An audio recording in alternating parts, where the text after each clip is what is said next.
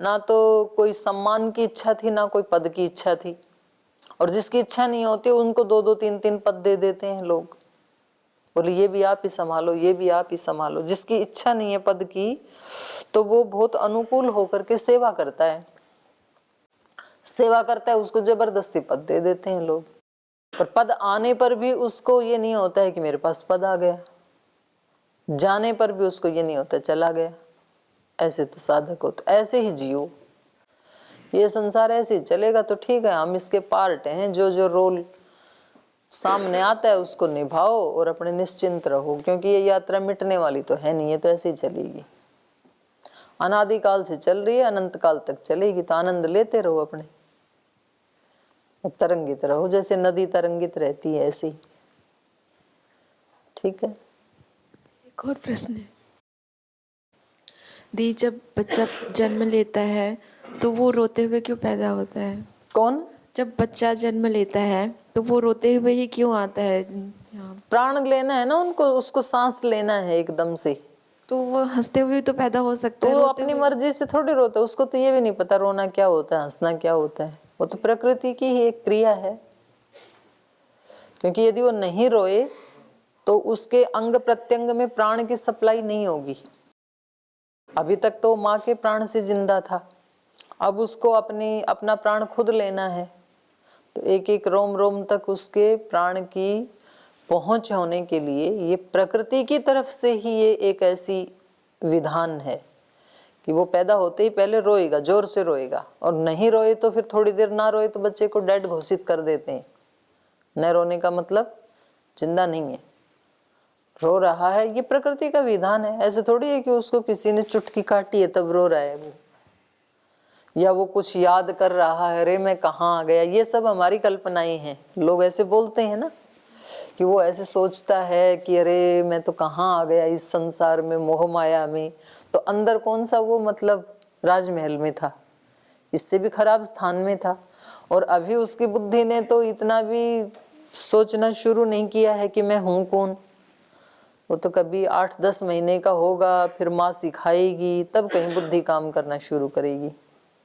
तो इतना ज़्यादा उसका दिमाग अभी जो है वो काम नहीं कर रहा है कि वो संसार के बारे में सोच सके। तो उसके पुराने संस्कार तो कुछ तो याद होते होंगे, जब वो याद नहीं होते हैं। पुराने संस्कार तो सारे हैं, लेकिन जो इंस्ट्रूमेंट है उसने अभी काम करना शुरू नहीं किया है, सोच समझ नहीं सकता है अभी।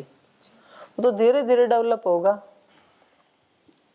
तो माता पिता बताएंगे तो स्कूल खानदान में पैदा हुआ है, ये तेरा नाम है, ये तेरे भाई बहन हैं, ये माता पिता हैं, ये हैं, तब कहीं धीरे धीरे जाके उसको पता लगेगा। पैदा होते कुछ नहीं पता है उसको। और जी हो गया? और कोई प्रश्न है किसी का? चलो आगे, चलो रामायण में आ जाओ जी। आर्य सुमंत्र कैकेयी को बहुत कोस रहे हैं, कभी नाराज होते हैं उससे, कभी समझदारी से समझाते हैं, और कैकेयी के ऊपर उसका कोई प्रभाव नहीं पड़ता है। तो दुखी होके कहते हैं कि मुझे आश्चर्य, धरती फट क्यों नहीं जाती है, आप ऐसा आचरण कर रही हैं, माने बिल्कुल भी जो आपको नहीं करना चाहिए। अब ये देखो, ये भी रामायण का भी ना जो पात्र हैं,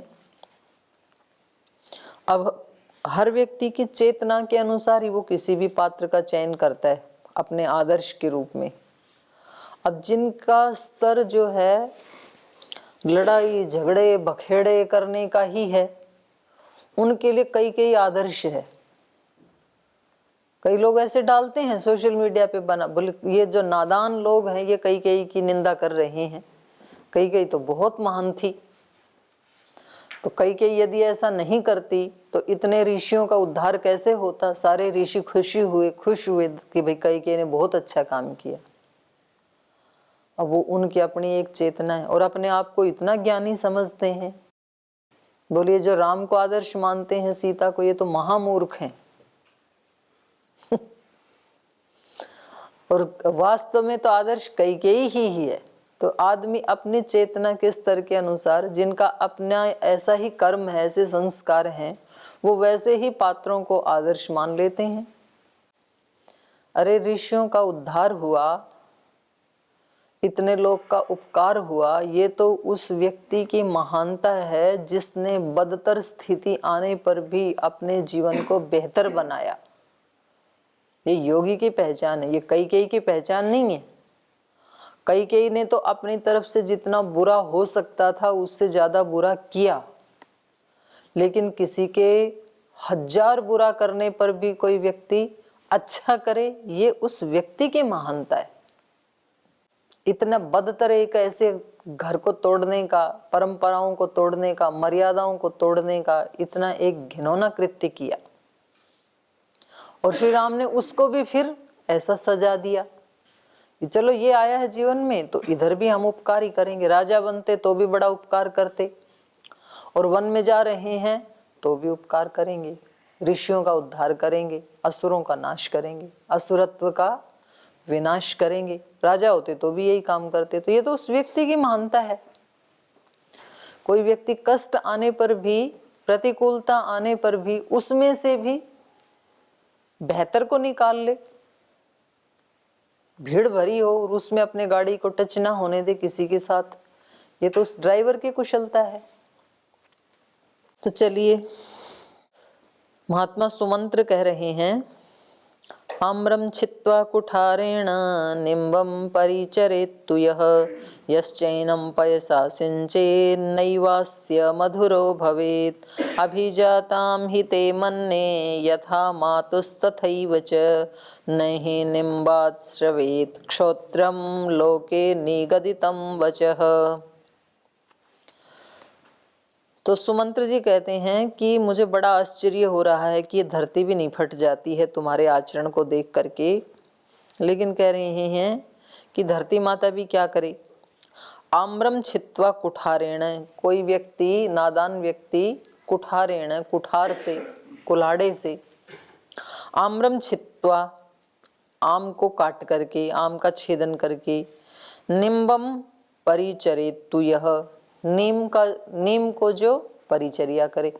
आम भी था, नीम भी था, आम को कुल्हाड़े से काट दिया और नीम को, निम्बम माने नीम को, परिचरेत्तु यः, उसकी परिचर्या कर रहा है, उसको पाल रहा है। यश्च एनम पयसा सिंचेत, और परिचर्या ही नहीं कर रहा, उसको दूध से सींच रहा है। किसको?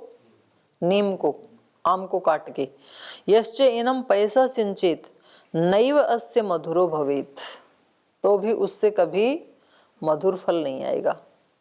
चाहिए आप उसको दूध से सींच लें या गुड़ से सींच लें या गन्ने के रस से सींच लें, नीम के ऊपर तो कड़वा ही फल आता है हमेशा। नीम कड़वा ही होता है, नीम मीठा नहीं होता है। उसका फल है वो तो एक समय में फिर भी मीठा हो जाता है, लेकिन नीम कभी भी मीठा नहीं होता है। उसको आप कैसे ही अच्छी से अच्छी दूध से, दही से, घी से, किसी से भी सींच लो। तो कहना क्या चाह रहे हैं ये कि कैकेयी जो है वो नीम के समान है, और उसको कितना महाराजा दशरथ ने सम्मान दिया, प्रेम दिया, गौरव दिया, लेकिन वो अच्छी नहीं हो सकती है, क्योंकि उसकी तो जाति ही कड़वी है। जाति मतलब उसका स्वभाव ही ऐसा है, और उसका स्वभाव भी वैसा क्यों है? नीम भी कड़वा क्यों है? क्योंकि नीम का जो बीज था वो कड़वेपन का ही सामर्थ्य लिए हुए था। उस बीज से कड़वा ही वृक्ष पैदा हो सकता है, मीठा नहीं हो सकता है। तो ये कैकेयी ऐसी क्यों है? तो कहा अभिजाताम ही ते मन्ये यथा मातुस तथैव च, क्योंकि यथा मातु तथैव च अभिजाताम ही ते, क्योंकि तेरी पैदाइश ही ऐसी है, जहाँ से तुम पैदा हुई हो, जिस माता से, तो जब वो भी ऐसी ही थी तो आपको भी वैसे ही होना था। न ही निम्बात श्रवेत क्षोद्रम, क्योंकि नीम से कभी भी मधु प्रस्रवित नहीं हो सकता है। न निम्बात श्रवेत क्षोद्रम, कभी भी नीम से मधु नहीं प्रस्रवित हो सकता, टपक नहीं सकता है। लोके निगदितम वचः, लोक में ये मान्यता है, ऐसा प्रचलन है, ऐसे कहा जाता है कि नीम से कभी मधु नहीं टपक सकता है, चाहे आप उसको कितने ही घी से, गुड़ से, दूध से कितना भी सींच लो। तो जैसे तुम्हारी माता थी, यथा मातुस तथैव च ते मन्ये। तो देखो इसमें क्या होता है, माता पिता का, गुरुजनों का बहुत बड़ा असर होता है संतानों के ऊपर, शिष्यों के ऊपर। तो जब कोई शिष्य अच्छा करते हैं तो उनके गुरुजनों की, माता पिता की लोग भलाई करते हैं, बड़ाई करते हैं कि भाई ये उनका शिष्य है, उनका पुत्र पुत्री है। और बुरा करते हैं तो यद्यपि कई बार वो बुरा करने में माता पिता निमित्त नहीं भी होते हैं, कभी भी ऐसे भी होता है कि माता पिता अच्छे होते हैं, संतानें गलत कर देती हैं। तो संतानें गलत करती हैं तो भी माता पिता को ही सुनना होता है, गुरुजनों को सुनना होता है।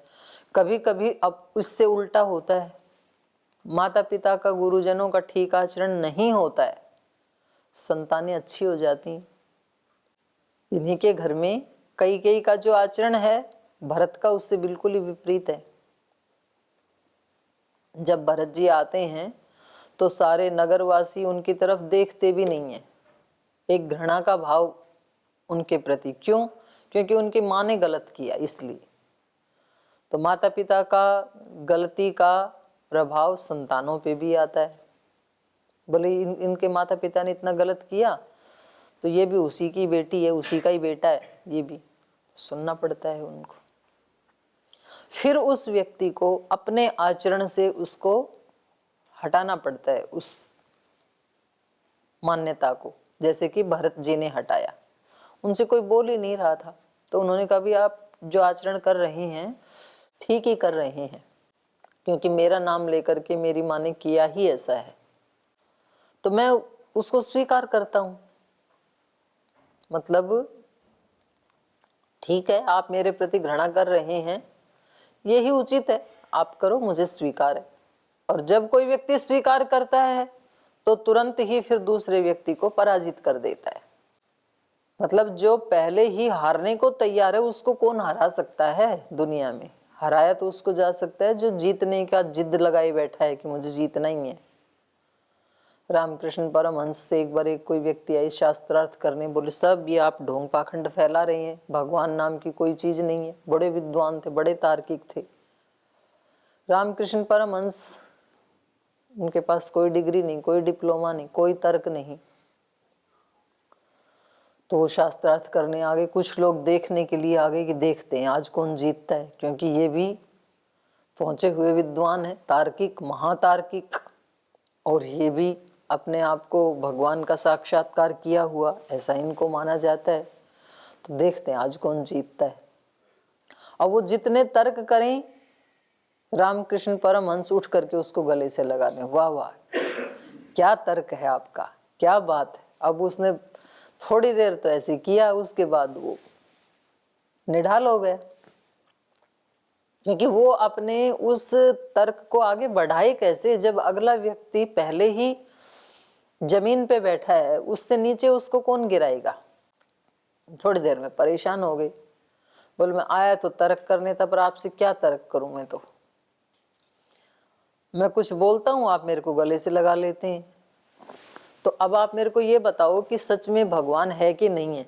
मतलब वो ही कंफ्यूज हो गया, जो भगवान को मना करने के लिए गया था, शास्त्रार्थ करने के लिए गया था, वही कंफ्यूज हो गया। बोले अब आप ये बताओ कि सच में कुछ है कि नहीं है, क्योंकि आपको तो मैं हरा नहीं पाया, आया तो था हराने, लेकिन आप तो इस तरह का आचरण कर रहे हैं कि मैं ही अपने आप को पराजित महसूस कर रहा हूं।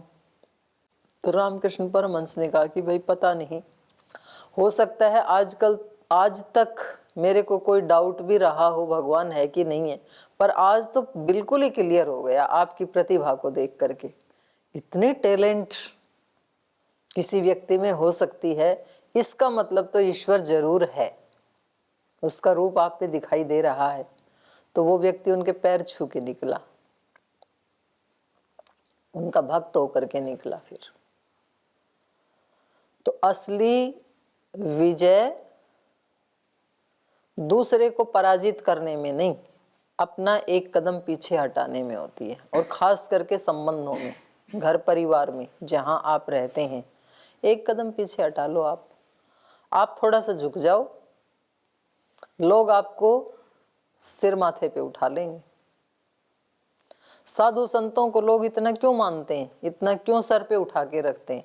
क्योंकि वो पहले ही हारे हुए हैं, वो कोई झगड़ा करते ही नहीं है। जो सच्चे योगी होते हैं, जैसे मैंने रामकृष्ण परमहंस का बताया, वो अपने आप को प्रूव करने के लिए कोई संघर्ष नहीं करते। पहले ही वो बोले ठीक है भाई, हम तो कुछ नहीं जानते, तो फिर लोग उनको सिर पे उठना, ना ये सब जानते हैं, ये तो ऊपर ऊपर से ऐसे कहते हैं कि हम कुछ नहीं जानते, ये बड़े जानी जान हैं, बड़े सिद्ध महात्मा हैं, ये इनको सब पता है। फिर लोग सिर पे उठा लेंगे, क्योंकि वो व्यक्ति इतना हल्का है, उसके अंदर अहंकार नहीं है। वो जबरदस्ती आपका बॉस बनना नहीं चाहता है, आपके सिर पे बैठना नहीं चाहता है, तो इसलिए खुद लोग ही उसको सिर पे उठा लेते हैं, ऊंचा उठा लेते हैं, पलकों पे बिठाते हैं, और वजन भी नहीं लगता है। क्योंकि वजन तो अहंकार का लगता है व्यक्ति को। जब दो अहंकारी मिलेंगे तो दोनों में फिर दोनों वजनी, वो कहेगी मैं बड़ा, ये कहेगी मैं बड़ा, तो कौन किसके ऊपर बैठे, कौन किसको बड़ा कहे? तो यहाँ पर यद्यपि प्रतिकूल आचरण कैकेयी ने किया है, लेकिन उनकी माँ को भी सुनना पड़ रहा है। आर्य सुमंत्र कह रहे हैं कि ये लोक में जो कहा जाता है ना कि भाई बच्चे जो हैं वो अपने माँ बाप के संस्कारों के अनुसार ही, वैसे ही उनके भी संस्कार होते हैं, ये कहावत ठीक ही है, क्योंकि तुम्हारी माँ भी ऐसी थी इसलिए तुम भी ऐसी ही हुई। और आगे कह रहे हैं सत्यश्चाद्य प्रवादोऽयं लौकिकः प्रतिभाति मा पितॄन् समनुजायन्ते नरा मातरमङ्गनाः नैवं भव गृहाणेदं यदाह वसुधाधिपः भर्तुरिच्छामुपास्वेह जनस्यास्य गतिर्भव मा त्वं प्रोत्साहिता पापैर्देवराज समप्रभं भर्तारं लोकभर्तारम् असद्धर्ममुपादधाः परिवादो हि ते देवी महाल्लोके चरिष्यति यदि रामो वनं याति विहाय पितरं नृपम् इति शान्त्वैश्च तीक्ष्णैश्च कैकेयीं राजसंसदि सुमन्त्रः क्षोभयामास भूय एव कृताञ्जलिः नैव सा क्षुभ्यते देवी न च सस्म परिदूयते न चास्या मुखवर्णस्य लक्ष्यते विक्रिया तदा। सत्यश्च अद्य प्रवादोऽयं लौकिकः प्रतिभाति मां। और कह रहे हैं अयम लौकिकः प्रवादः, अयम लौकिकः प्रवाद मां प्रतिभाति सत्यः। अद्य आज, मां मुझे, अयम लौकिक प्रवादः, ये जो लौकिक कहावत है, लौकिक प्रवाद है, वो सत्य प्रतिभाति, वो सत्य आभासित हो रहा है। जो लोक में ये प्रचलित कहावत है, आज ये मुझे ठीक मालूम पड़ रही है। कौन सी कहावत? पितॄन् समनुजायन्ते नरा मातरम अंगनाः। लोक में ऐसे कहा जाता है कि पुरुष जो हैं वो तो अपने पिता के रूप के अनुरूप होते हैं, पिता जैसे होते हैं स्वभाव आदि में। और मातरम अंगनाः, अंगना मतलब बहनें, महिलाएं, वो अपनी माँ के स्वभाव पे जाती हैं, ऐसी कहावत है लोक में। तो कभी कभी तो उल्टा भी हो जाता है, लेकिन ज़्यादातर ऐसे देखा जाता है कि स्वभाव जो है वो पुरुषों का अपने पिता के ऊपर ज़्यादा होता है और महिलाओं का माँ के ऊपर ज़्यादा होता है। तो सुमंत्र जी कह रहे हैं आज मुझे ये लोकोक्ति, ये प्रवाद सत्य दिखाई पड़ रहा है। तो क्योंकि इन दोनों श्लोकों में ऐसा एक इंडिकेशन दे रहे हैं सुमंत्र जी कि लगता है कि इनकी माता जी भी कुछ ऐसे ही क्रूर स्वभाव की रही होंगी कैकेयी की। नैवं भव गृहाणेदं यदाह वसुधाधिपः भर्तुरिच्छामुपास्वेह जनस्यास्य गतिर्भव।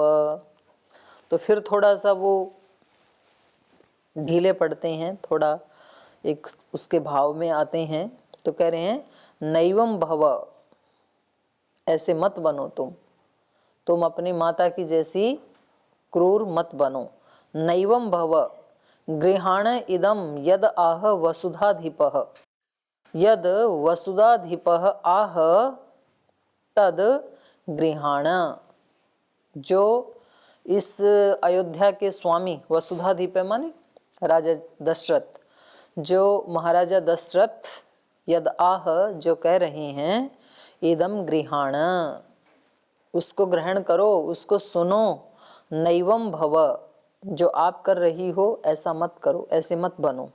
क्योंकि भर्तु इच्छाम उपास्वेह, तुम अपने पति की, भर्तु माने पति की इच्छा को उपास्वेह स्वीकार करो, उसकी उपासना करो, उसका अनुसार आचरण करो। जनस्य अस्य गतिर्भव, क्योंकि ऐसा करने में ही अस्य जनस्य, इस राजा दशरथ की, और जनस्य माने सब लोगों की, तुम्हारे ऐसा करने से राजा दशरथ की भी गति हो जाएगी और सब लोगों की भी गति हो जाएगी। गति मतलब सुख होगा सभी को, गति का मतलब ज्ञान गमन प्राप्ति, तो सुख की प्राप्ति हो जाएगी सबको। इसलिए तुम इस हठ को छोड़ दो और जैसे महाराजा दशरथ कहें उसी को आप मान करके आगे बढ़ो। मात्वं प्रोत्साहिता पापैर्देवराज समप्रभं भर्तारं लोकभर्तारं असद्धर्मं उपादधाः। तो कह रही है मात्वं प्रोत्साहिता पापै, त्वं पापै प्रोत्साहिता, पापों से प्रोत्साहित की हुई तुम, देवराज समप्रभम, इंद्र के समान प्रभा वाले, इंद्र के समान कांति वाले महाराजा दशरथ, देवराज समप्रभम भर्तारम लोक भर्तारम, जो तुम्हारे पति इंद्र के समान कांति वाले हैं, जो तुम्हारे भी पति हैं, इस सारे लोक के भी पति हैं, उनको असत धर्मम उपादधा त्वम मां, उनको तुम असत धर्म माने असत्य धर्म, पाप कर्म, असत धर्मम उपादधाः त्वम मां, उनको तुम इस असत धर्म में मत लगाओ। तुम्हारे कारण उनको भी अपने सत्य धर्म को छोड़ करके असत धर्म का पालन करना पड़ रहा है। तो इसलिए ऐसे इंद्र के समान पालन पोषण करने वाले भर्तारम लोक भर्तारम, ऐसे उस महाराजा दशरथ को तुम गलत रास्ते पर मत चलाओ, असत धर्म का पालन मत करवाओ। परिवादो हि ते देवी महान लोके चरिष्यति यदि रामो वनम याति विहाय पितरम नृपम। यदि रामः नृपम पितरम विहाय वनम याति, यदि श्री राम अपने पिता महाराजा दशरथ को छोड़ करके वन में जाते हैं तो परिवादो ही ते देवी महान लोके चरिष्यति, तो ये जो तुम्हारा परिवाद है, अपयश है, ये जो महान अपयश है तुम्हारा, ये लोके चरिष्यति, जब तक ये संसार रहेगा तब तक ये तुम्हारा अपयश भी रहेगा। तो ये कोई आज की बात नहीं है, सदा सदा के लिए ये तुम्हारे चरित्र पे कलंक लगने वाली बात है। यदि आज श्री राम वन में चले जाएंगे तो आप इस कलंक से बच नहीं पाओगी। ये परिवाद, ये अपकीर्ति, अपयश सदा सदा लोक में चलता रहेगा तुम्हारे नाम पे। इति शान्त्वैश्च तीक्ष्णैश्च कैकेयीं राजसंसदि सुमन्त्रः क्षोभयामास भूय एव कृतांजलिः। तो इस प्रकार से भूय एव कृतांजलि, फिर बार बार, भूय माने बार बार ऐसे हाथ जोड़ करके, सुमंत्र शांत्वैश्च तीक्ष्णैश्च, कभी तो शांति पूर्वक बात कहते थे उसको समझाने के लिए, समझदारी की बातें कहते थे, और कभी तीक्ष्णैश्च तीखे प्रहार करते थे उसके ऊपर, बहुत तीक्ष्ण बोलते थे। तो इस तरह से राज संसदी, उस राजसभा में सुमंत्र क्षोभयामास, बहुत वो क्षुब्ध हुए, बार बार उसको समझा रहे हैं, कभी उसको प्रेम से समझा रहे हैं शांत वचनों से, तो कभी तीखे वचनों से, लेकिन नैव सा क्षुभ्यते देवी, लेकिन वो देवी बिल्कुल भी क्षुब्ध नहीं हुई, कोई असर नहीं हुआ उसके ऊपर। न च स्म परिदूयते, कोई पश्चाताप नहीं हुआ उसको। न च अस्य मुखवर्णस्य विक्रिया लक्ष्यते, और उसके मुख पर कोई क्रिया, प्रतिक्रिया, विक्रिया कुछ दिखाई नहीं दिया। जैसे कई बार आदमी अपने मन में ऐसे ढीठ हो जाते हैं ना, बोले कि तुम बोलते रहो, मेरे ऊपर तो कोई असर होने वाला है नहीं, बोलते रहो, तो बिल्कुल भी वो उसके दूसरे व्यक्ति के शब्दों को अंदर जाने ही नहीं देता है, ऐसे भी हो जाता है। तो ऐसा कैकेयी ने किया। तो अब ये 29 सर्ग यहीं हम समाप्त करते हैं, समय हो गया। 30वां सर्ग कल पढ़ेंगे, आज यहीं विराम लेते हैं।